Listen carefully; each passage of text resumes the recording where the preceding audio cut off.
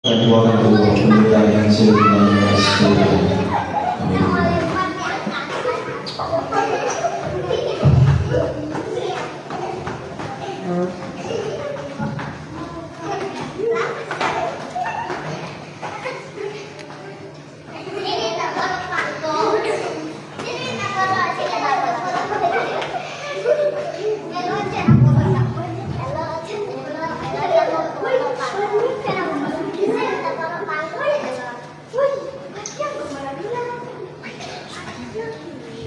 Puji Tuhan, Shalom. Kita bersyukur walaupun cuaca tidak kurang mendukung. Jadi tadi pas datang memang pakai motor dan langsung aja suruh duluan karena memang di bawah hujan deras. Jadi duluan kita pakai motor. Akhirnya karena hujan deras, kemarin bisa ikut. Karena kalau naik motor pun baju mereka pun selalu rasa mampu. Jadi karena tadi memang dari pagi pas sebelum ibadah selalu terasa naik apa. Akhirnya ikut bersama-sama. Tetapi itu tidak membuat kita. Puji Tuhan, kita akan melihat seperti mendapat firman Allah yang terdapat di dalam Yohanes pasal 4 ayat yang ke-23 sampai ayat yang ke-24.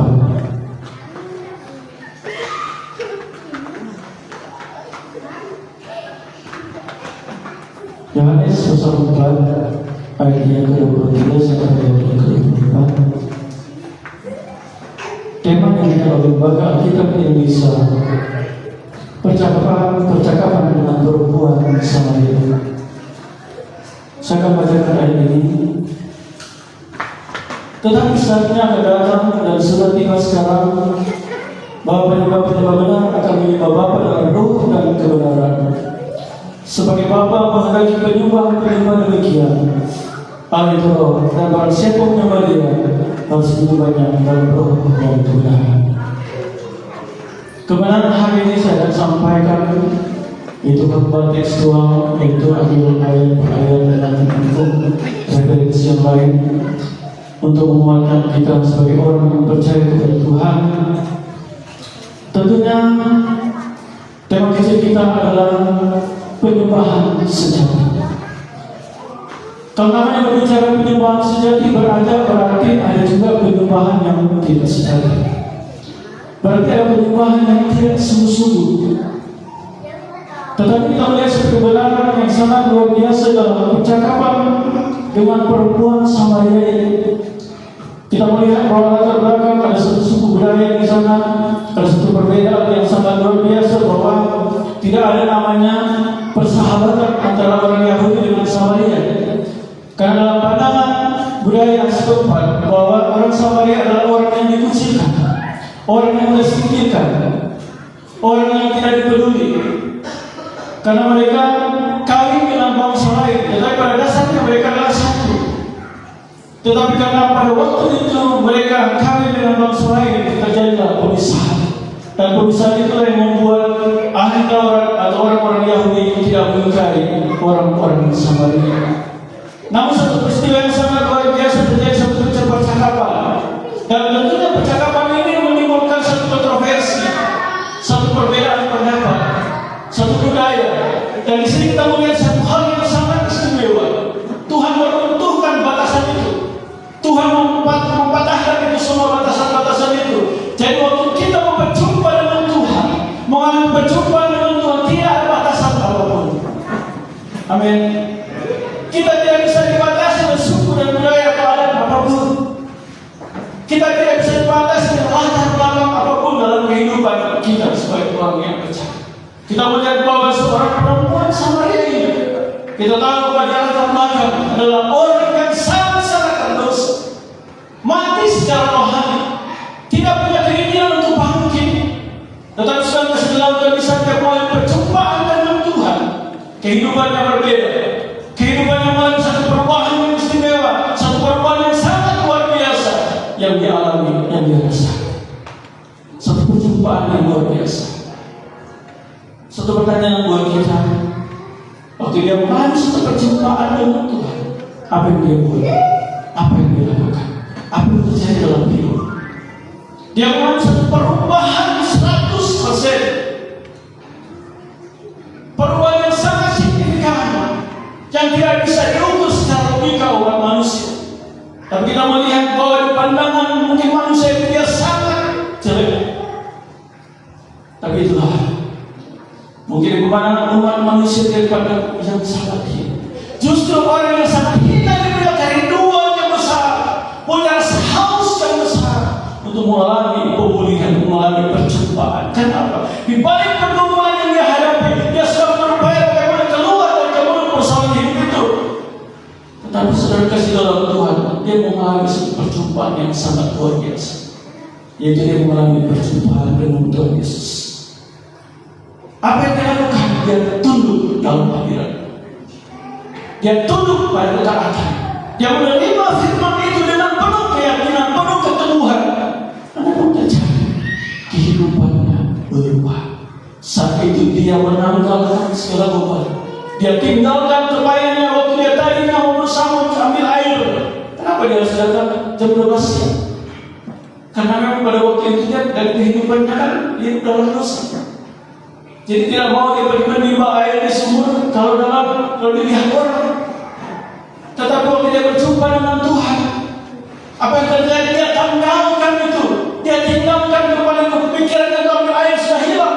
Dia langsung berlari, dia tinggalkan. Dia pergi memberitakan kabar baik. Lewat apa? Dari perjumpaan yang sejati. Dia berjumpa dengan Tuhan. Saudara kasih dalam Tuhan, kalau kita sudah mulai berjumpaan dengan Tuhan, hari demi hari, pujian penyembahan di dalam gereja, di dalam konsel, komunitas apapun orang ikut, orang main satu perjumpaan, main penyembahan, sudah berbaik dengan Tuhan. Pertanyaan, apakah kita mulai berubah ini? Apa kita benar-benar merasakan hadirat Tuhan? Apakah benar-benar kita menikmati kuasanya, menikmati hadirat Tuhan? Pada waktu saudara kasih dalam Tuhan, kita melihat gereja-gereja yang sama. Antara pemimpin saling menjatuhkan, antara pendeta dengan jemaat saling menjatuhkan, jemaat dengan pendeta saling menjatuhkan, antara hamba Tuhan saling menjatuhkan, sesama para pendeta, sesama jemaat saling menjatuhkan, merusak nama baik gereja, merusak nama baik hamba Tuhan, saling menjatuhkan. Padahal setiap hari mengalami perjumpaan dengan Tuhan, mengalami perubahan, mengalami menikmati hadirat Tuhan, menyembah Tuhan, tetapi tidak mengalami satu perubahan hidup. Kemana penyembahan yang terberikan selama ini? Pertengkaran terjadi, permusuhan terjadi, mengatur pemimpin, mengatur ini dan itu, semuanya diatur. Seteringat sudah kasih dalam Tuhan, ada seorang teman, bukan teman, adik sepupu, yang seperti itu saya di Kalimantan. Dia datang, saya minta maaf, minta kalau gak apa-apa ya, betul. Karena tadi dulu saya rindu orang satuan, keikmatan kami berjumpa, beribadah sekali. Dan dalam kemudian diatur, karena berkorban harus di gereja diatur. Ada terjadi yang begini, silakan. Waktu dia keluar, dia bawa pujian, balik. Karena apa? Dia sebagai pemimpin tidak menjadikan dengan pembelian. Karena dia mau apa? Supaya pelayan di Surabaya pada waktu itu maju. Tapi itu harus sekarang maju pelayan. Kenapa dia tidak berkompromi dengan orang-orang yang berkorban? Berkorban tetapi tidak mau mengalami perjumpaan dengan Tuhan itu apa? Beribadah tapi tidak mau berjumpa dengan Tuhan, semua tersetrika kepada Tuhan, tapi tidak mau berjumpa dengan Tuhan itu apa? Tidak ada perubahan hidup, tapi tidak melihat sekali. Pertama kali yang tadi tujuan kita itu menimba air, tapi tidak mau berjumpa dengan Tuhan, saudara, hidupnya berubah. Amin.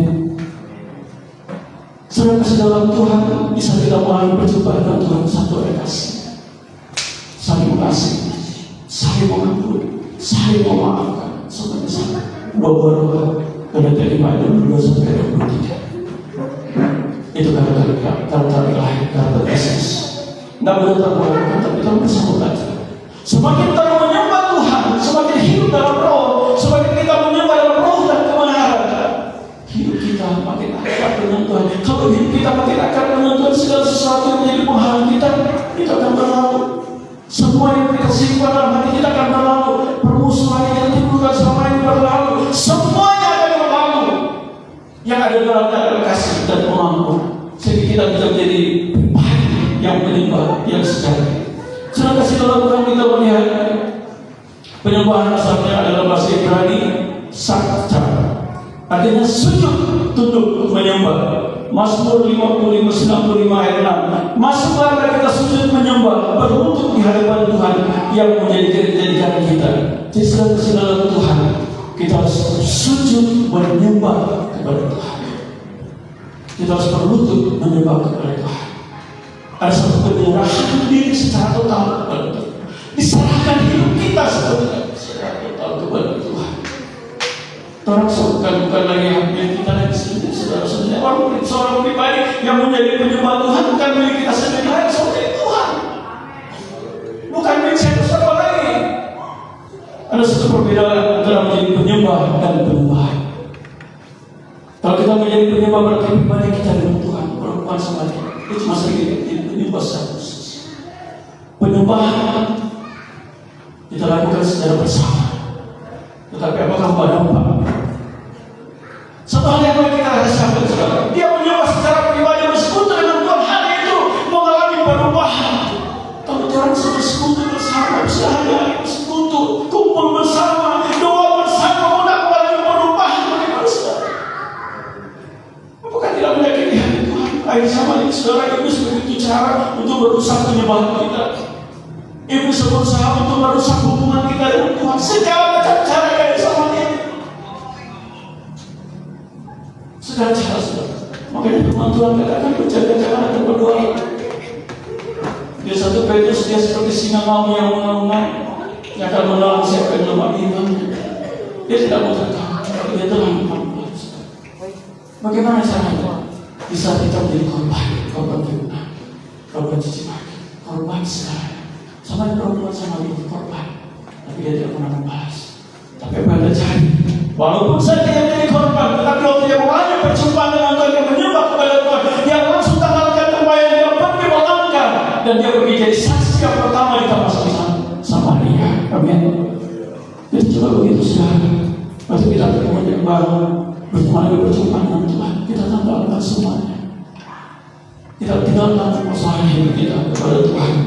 Kita melihat saudara kasih Tuhan, kata penyembah dalam bahasa Ibrani Yunani yaitu prostogetes, orang yang menyembah dengan hormat.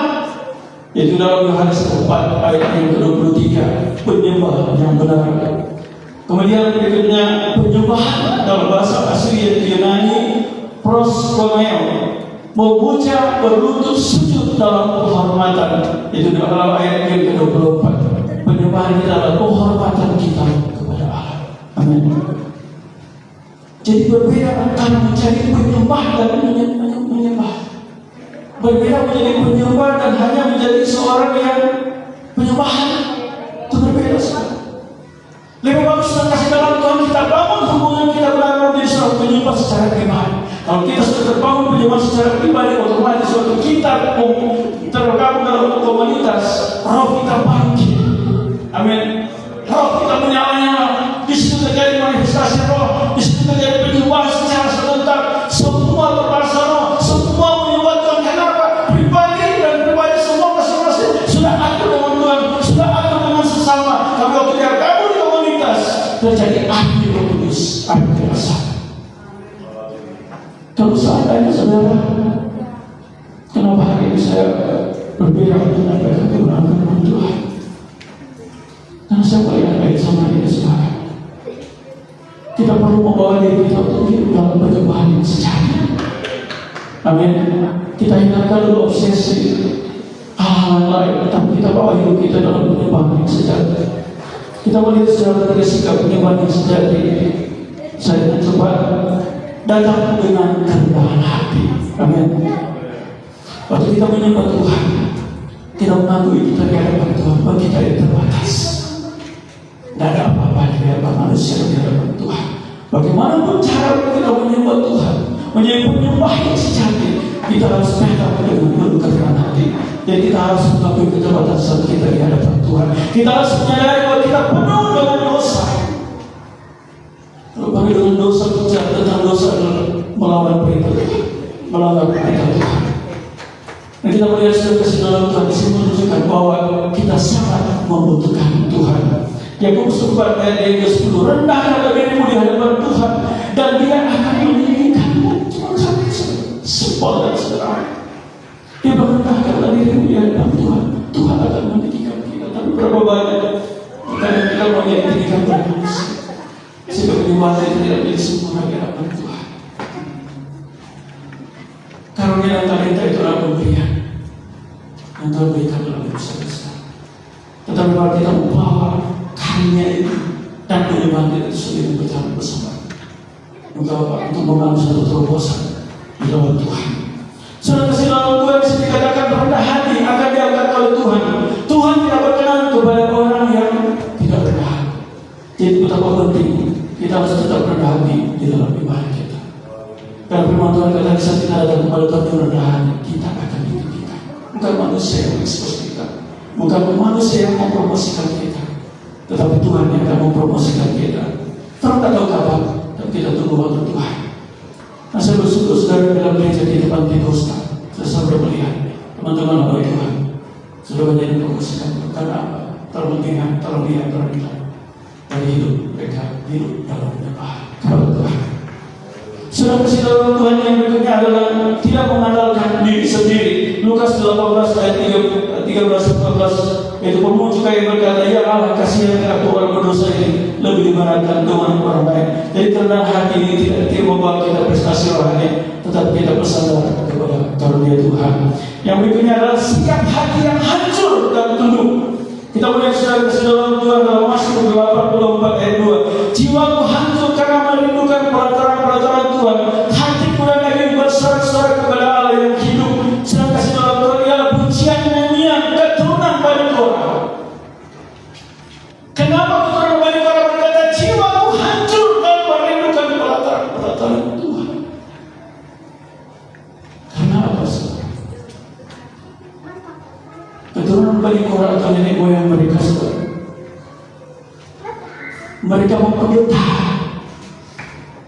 mereka melawan otoritas, mereka melawan pemerintahan daripada Musa dan Harun. Waktu Musa turun dan melihat ada satu kelompok pemberontakan para pemimpin kurang lebih 250 orang bersama yang lain. Dan saat itu Tuhan membela Musa. Dan saat itu apa yang terjadi, terbelah dua.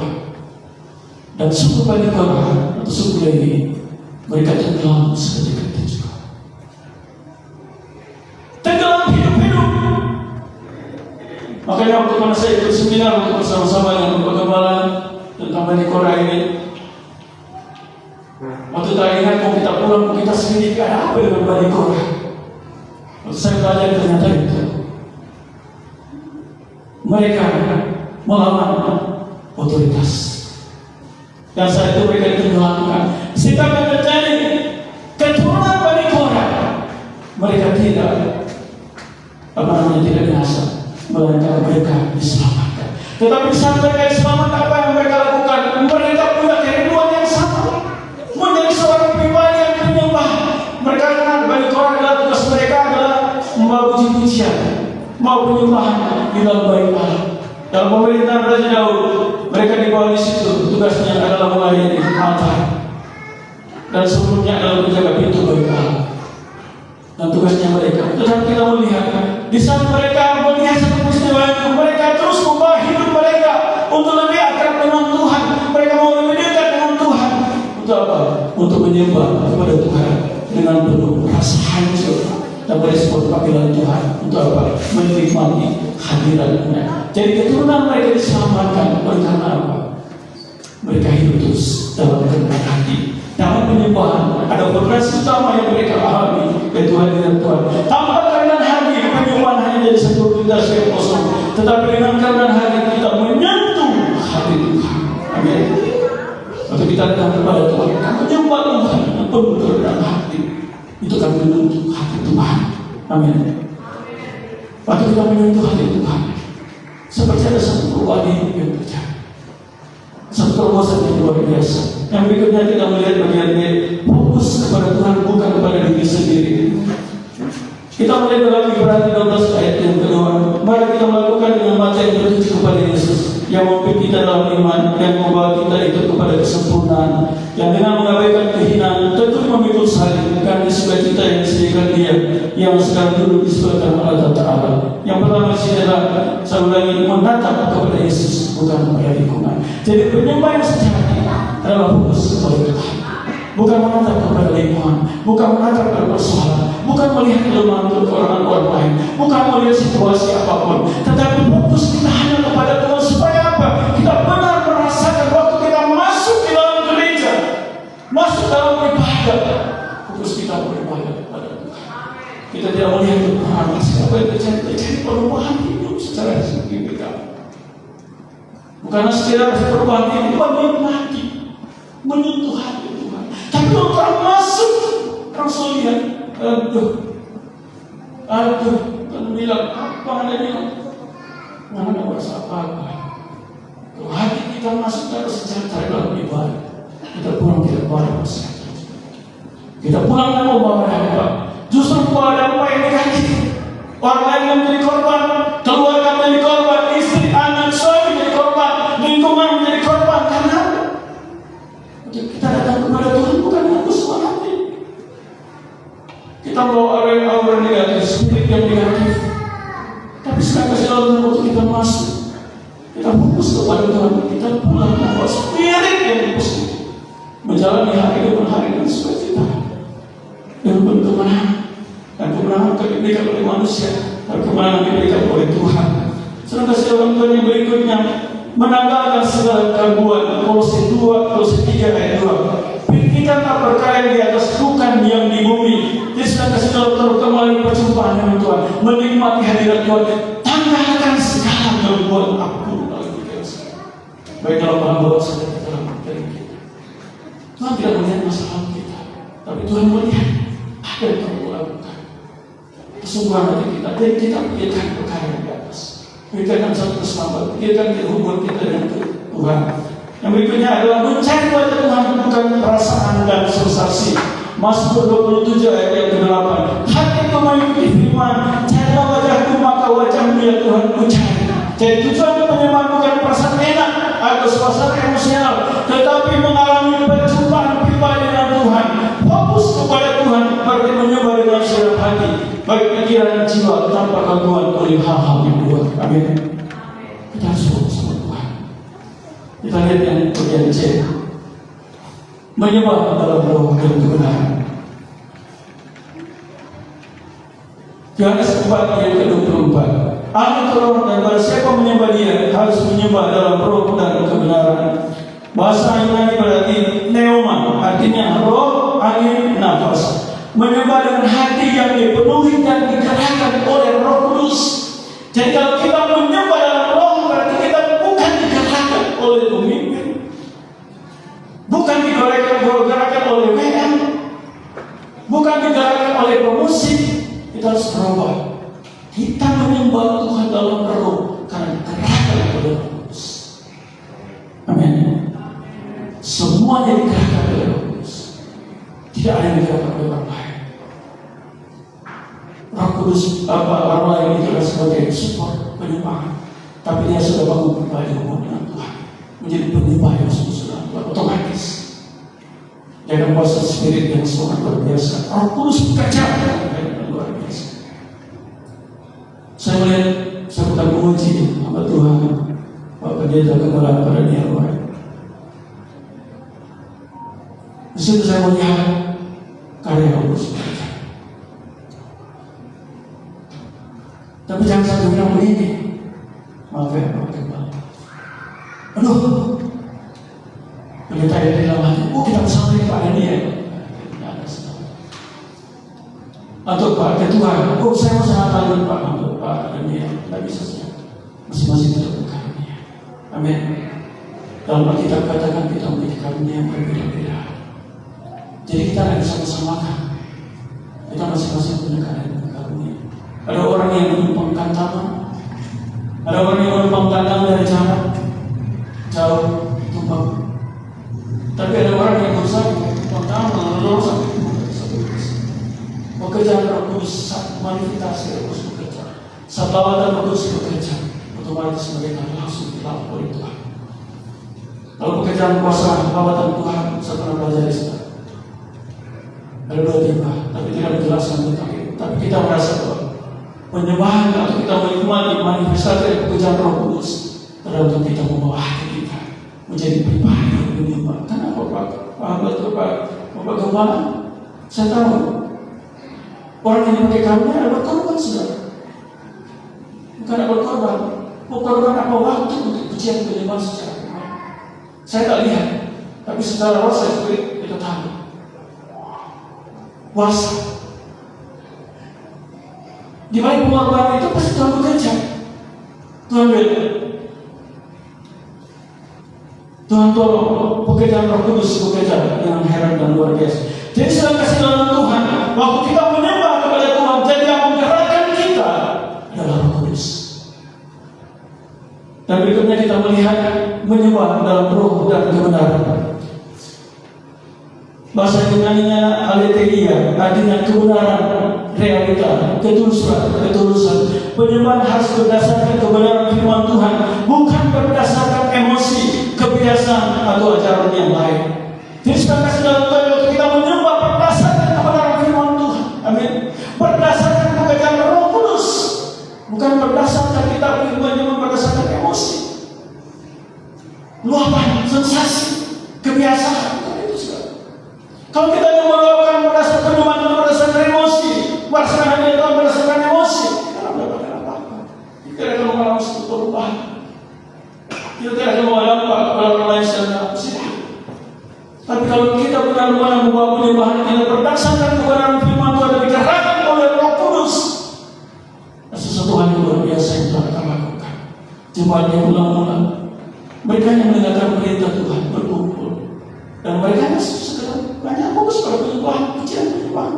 Tapi saatnya Roh Kudus menggunakan itu terjadi bahasa tidak, berkarunia tidak, berbahasa roh, bahasa tidak. Dan bahasa tidak dan bahasa itu kan hanya sekedar bahasa saja. Dan saat itu mereka bisa menafsirkan bahasa-bahasa lain, mengerti bahasa-bahasa lain. Mereka bisa juga mengucapkan bahasa-bahasa lain. Jadi waktu kita pujian penyembahan ada hikmat Tuhan yang langsung turun. Amin. Ada satu pertolongan Tuhan untuk apa? Supaya kalau misalnya di sini tidak ada pencerahan Roh Kudus, salah satu pertemuan bersama 12 bersama orang-orang percaya lain, kalau tidak ada pencerahan Roh Kudus, tidak akan mungkin terjadi diaspora, tidak mungkin berita itu tersebar di mana-mana. Tetapi karena ada pujian penyembahan itu ada Roh Kudus bekerja, makanya kalau bisa menerima itu sampai saat ini. Karena apa? Karena pekerjaan Roh Kudus itu bisa membuat orang yang tidak bahasa roh, orang yang tidak bisa berbahasa tidak, orang yang tidak mengerti tentang bahasa-bahasa lain, Tuhan berikan hikmat, Tuhan berikan pengertian. Yang tidak bisa berbahasa suku ini, tetapi karena mereka hidup dalam penyembahan, mereka langsung mengerti, memahami, dan mereka memiliki bahasa dan mungkin diberikan. Sampai contoh saudara yang telah lihat di Facebook, di YouTube, para pendeta memiliki pengertian bahasa-bahasa, 5 bahasa. Ada 10 bahasa. Seorang saudara kita kenal juga yang masuk ke Papua, yang sekarang terjadi terpilih juga Paus Leo. Dia memiliki, saya pelajari kehidupan Paus Leo. Dia memiliki beberapa hikmat luar biasa. Kemudian dia pandai berbahasa, bukan bahasa, ada 5 bahasa yang dikuasai oleh Paus ini. Jadi saya kasih tolong Tuhan, kita harus dianggap penyembahan sejati dipimpin oleh Roh Kudus dan selaras dengan firman Tuhan. Tidak tujuan penyembahan mengalami hadirat. Mazmur 22 ayat 3. Padahal engkau yang kudus dan bersembahyang di atas puji-pujian orang Israel. Jadi pujian penyembahan kita, penyembahan yang sejati. Waktu kita menyembah Tuhan, kita akan mengalami hadiratnya. Amin. Bukan mengalami aku berdiri, bukan mengalami begini, tidak salah. Waktu saya secara pribadi dan secara komunitas bersama gembala, orang menyembah kita bangun spirit bersama-sama. Kita benar-benar merasakan hadirat Tuhan. dan tidak ada bisa membatasi dari Tuhan. Kuasa Tuhan tidak bisa dibatasi dengan apapun. Dan waktu dia menikmati hadirat Tuhan, waktu Tuhan menikmati hadirat Tuhan, semua bentuk dosa itu tersingkir. Semua paham kita masuk hadirat Tuhan untuk menikmati kasih-Nya, untuk menikmati pertolongan Tuhan, semua tersingkir. Amin. Tersingkir karena apa? Mengalami hadirat Tuhan. Oke, sudah bersih dalam Tuhan. Mari kita semua selesai mengajar di akhir zaman ini, kita bersama-sama menjadi penyembahan yang sejati. Saya sebagai gembala belum sempurna untuk penyembahan sejati, tapi saya belajar sekarang dalam kelemahan kekurangan. Saya belajar menjadi penyembahan sejati. Saya katakan kepada jemaat, kebetulan jemaat ada jam 3 pagi sesudah baca Alkitab 10 pasal. Kalau mengejar dari kejadian sampai wahyu, habis itu menyembah seperti Bapak pendetanya sendiri memiliki angkat juga begitu. Baca Alkitab. Serah kasih dalam Tuhan, waktu kita menikmati, merasakan, menjadi penyembahan yang sejati, kita benar-benar hidup dalam firman, melakukan firman, hidup dalam ketaatan, hilangkan segala sesuatu yang menjadi penghalang untuk kita berdatang kepada Tuhan. Hasil dari penyembahan yang sejati kita melihat sekarang Yohanes 4 ayat yang ke-28. Maka perempuan itu meninggalkan tumpahan di situ lalu pergi ke kota dan berkata kepada orang-orang di situ. Sudah kasih dalam Tuhan, dia meninggalkan masa lalunya, meninggalkan tumpahan itu, meninggalkan masa lalunya. Dan dia pergi apa? Menjadi saksi yang pertama di Samaria. Yang berikutnya Abraham jadi penyembah yang taat dan rela berkorban. Jadi orang yang sudah penyembah dengan Tuhan, akrab dengan Tuhan, bergaul akrab dengan Tuhan. Di sini dikatakan bahwa menjadi seorang yang penyembah dan taat dan rela berkorban. Saya tidak perlu bahas tentang taat dan berkorban, tetapi Abraham mempersembahkan Ishak sebagai bukti ketaatan dan cintanya kepada Tuhan. Apa yang mau kita korbankan kepada Tuhan? Tuhan cuma minta, dia tidak minta harta, dia tidak minta apa-apa. Dia cuma minta persembahan tubuh jiwa rohmu yang terbaik di hadapan Tuhan. Itulah penyembahan yang sejati, itulah ibadah yang sejati. Tuhan cuma minta tubuh jiwa kita persembahkan kepada Tuhan. Jadi sekarang dalam penyembahan sejati adalah memerlukan pengorbanan dan kepercayaan penuh hanya kepada Tuhan. Kita melihat ayat yang terakhir, Yohanes 12 ayat 3. Maria mengambil minyak darwas itu murni dan meminyaki kaki Yesus. Jadi saya cuma bilang pendek. Jadi di sini kita melihat Maria dari Betania menjadi penyembah yang suka memberi yang terbaik kepada Tuhan. Amin. Jadi saya kasih dalam Tuhan, kita melihat bahwa Maria memberikan minyak yang sangat mahal sebagai simbol dari kasihnya kepada Tuhan. Karena firman Tuhan katakan dalam perjanjian lama, Tuhan berkata, kasihlah Tuhan Allahmu dengan segenap hati, dengan segenap kekuatan, dengan segenap akal budi. Jadi sedang kasih dalam Tuhan, perempuan ini mau menyakiti kaki Tuhan. Bukan minyak yang murah, tetapi minyak yang mahal.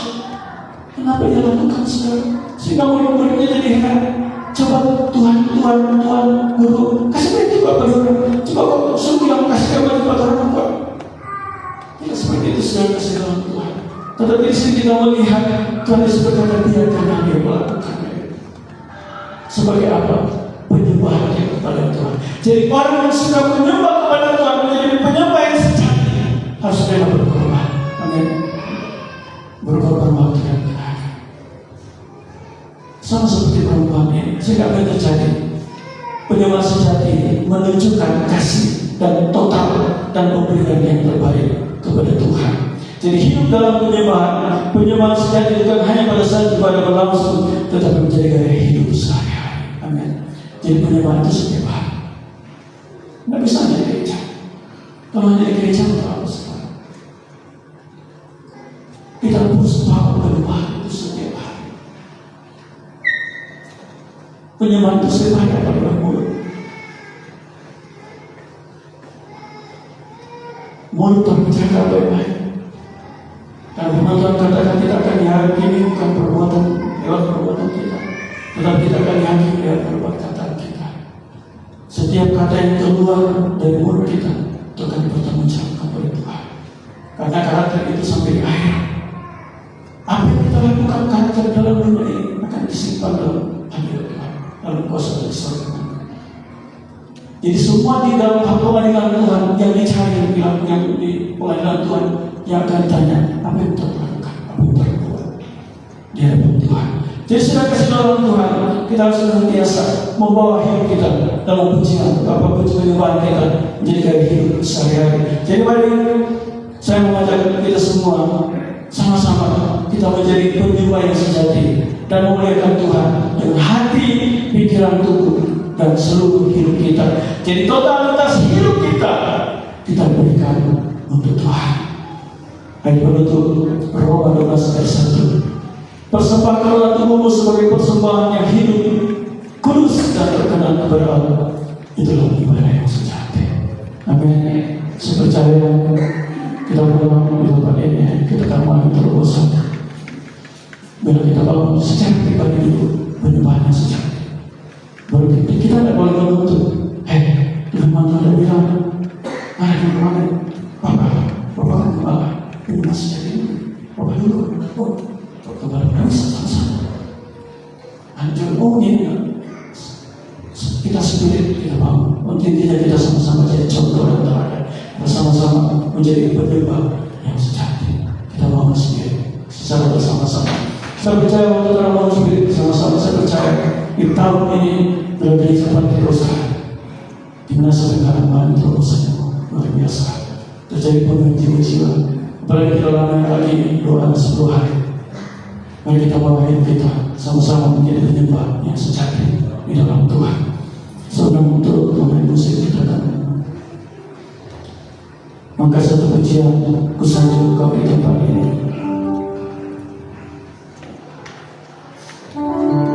Haleluya, haleluya. Baik, sahabat kita berdiri. Kita untuk menyembah Tuhan. Kita ingin mengalami Tuhan, mengalami Tuhan, mengalami kasih-Nya, mengalami perubahan hidup, supaya kita dapat jadi saksi di berkat di mana kita berada.